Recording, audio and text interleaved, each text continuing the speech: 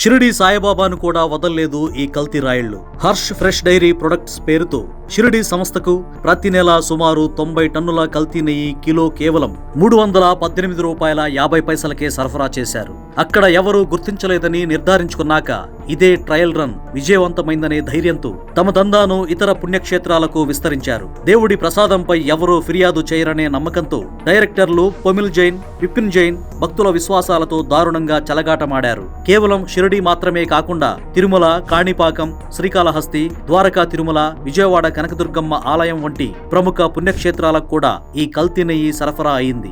ఆంధ్రప్రదేశ్ ముఖ్యమంత్రి చంద్రబాబు నాయుడుకు అనుమానం వచ్చి నెయ్యి నమూనాలను గుజరాత్లోని NDDB ల్యాబ్ కు పంపడంతో ఈ నమ్మలేని నిజాలు వెలుగులోకి వచ్చాయి. పవిత్రమైన ప్రసాదంలో పామాయిల్, ప్రమాదకర రసాయనాలు, జంతువుల కొవ్వు కలవడం కోట్లాది మంది భక్తుల మనోభావాలను తీవ్రంగా దెబ్బతీసింది. ముఖ్యంగా తిరుమల తిరుపతి దేవస్థానంలో అప్పటి పాలక మండలి పెద్దలు జగన్ బాబాయిలైన వైవి సుబ్బారెడ్డి, భూమన కరుణాకర్ రెడ్డి హయాంలో కమిషన్ల ఆశ చూపి భారీ స్థాయిలో ఈ కల్తీ నెయ్యిని సరఫరా చేశారు. నేరుగా తమ సంస్థ పేరుతో ఇబ్బందులు ఎదురైనప్పుడు వైష్ణవి, మాల్గంగా, AR డైరీ వంటి ఇతర సంస్థలను తెరపైకి తెచ్చి వాటి ద్వారా ఈ కల్తీ నెయ్యిని పంపించేవారు. AR డైరీకి అసలు ఉత్పత్తి సామర్థ్యమే లేకపోయినా నకిలీ పత్రాలు సృష్టించి టెండర్లు దక్కించుకునేలా చక్రం తిప్పారు. చివరికి కమిషన్ల గొడవలో భోలేబాబాపై వేటుపడినా వెనక ఉండి నడిపించింది మాత్రం భోలేబాబా యాజమాన్యమేనని సిట్ దర్యాప్తులో తేలింది.